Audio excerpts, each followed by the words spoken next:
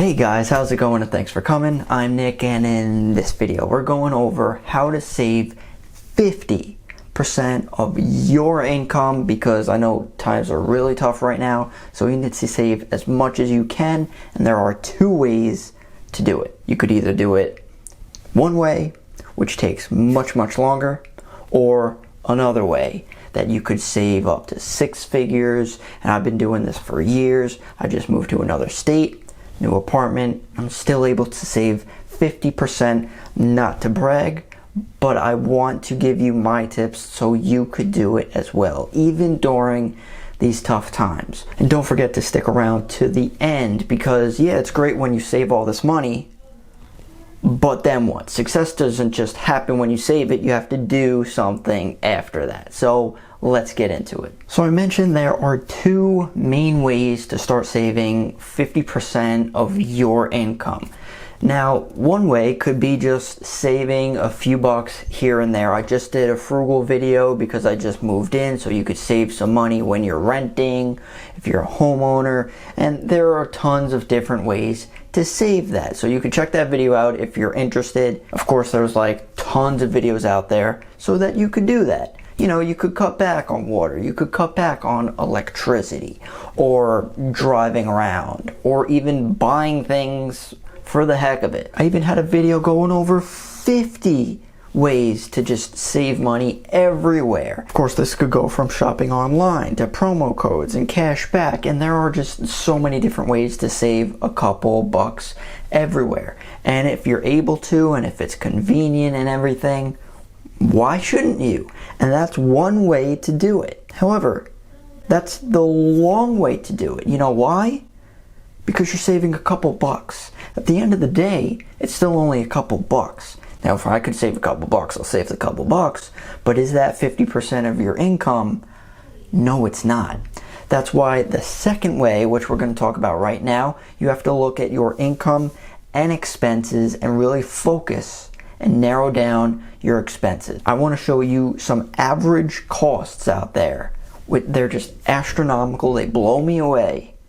I want to show you how to do it. So every so often I always bring up your cash flow, so it doesn't only matter how much money you make, it's how much money you save. So you can be making $100,000 a year, which that could be a lot of people's hopes and dreams, but if you're spending that $100,000, at the end of the day, you're still ending up with zero. Now, I will say, as you grow older and you start having more responsibilities and everything, yeah, you will have more expenses. However, the problem that people get stuck in is that when they make more, they spend more. And I'll show you exactly why right now. So I was looking up some average costs of just a few of the main things that people spend their money on. So this is the average car payment. And you can see the average new car payment is $550, while the used one is almost $400. So the average is pretty close to $500.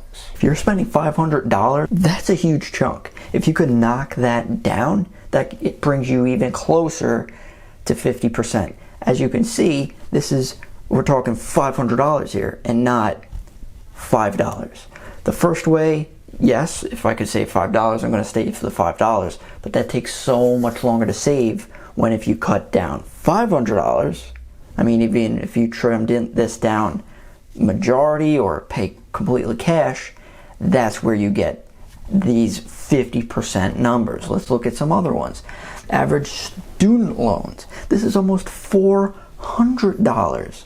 Now, obviously, this could take a little while to knock down this payment. I think the average student loan is $30,000 to $40,000. So that might take a while to pay down.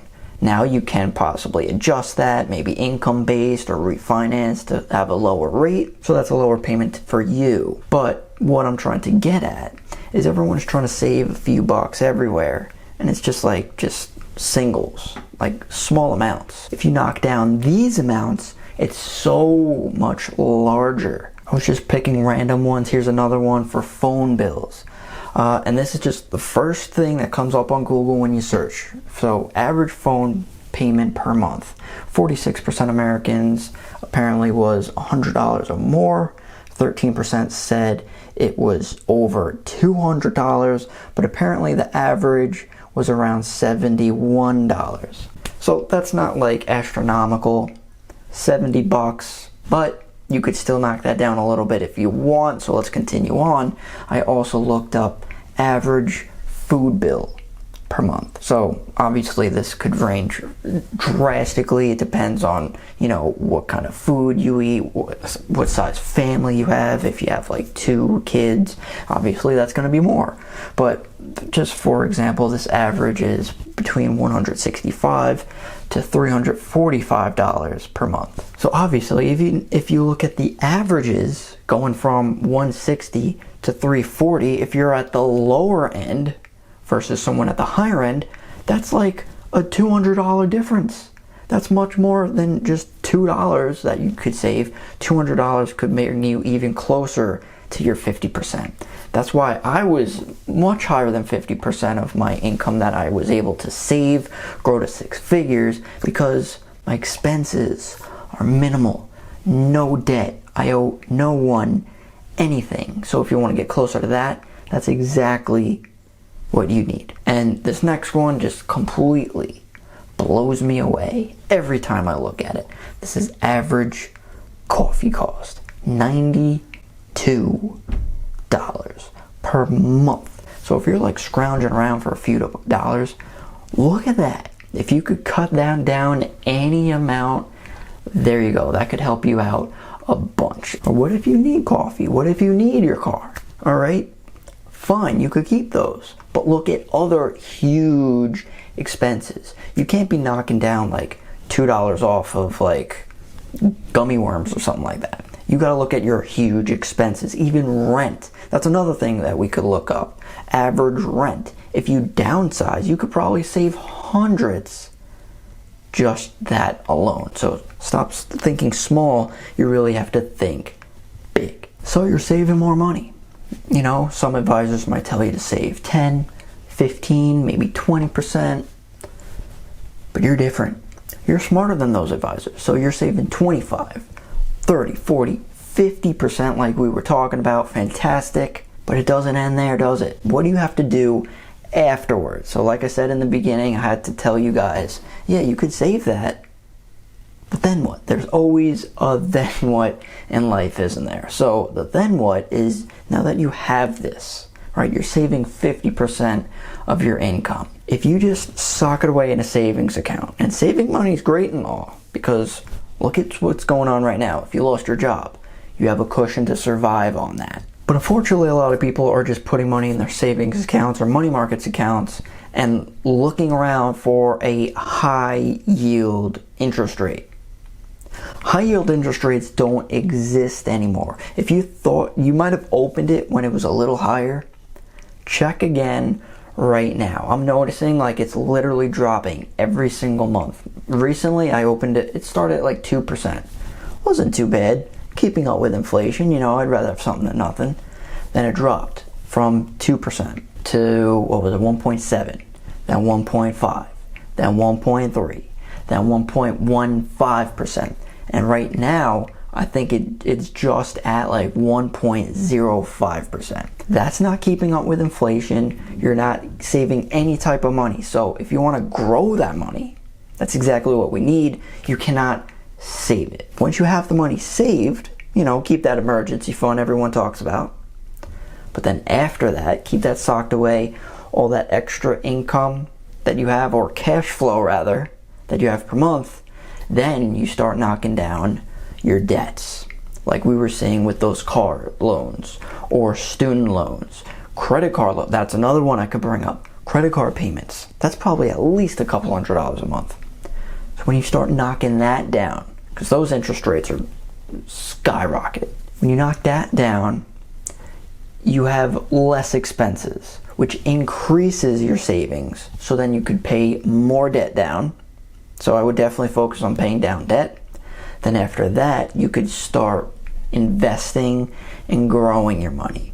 This could be from stocks to bonds to real estate. If you want to just, you don't like what's going on right now, so you just want to save up a good amount And then once things kind of cool off, maybe things are a little bit cheaper or more affordable, then maybe you get into real estate, start a business, something like that to grow your money versus saving, because saving's not going to get you much. And that's exactly what you need to be doing. You utilize it even better. That's what the wealthy do, and that's how you could get to 6 figures, millionaire status, and much larger. So which way would you guys rather have?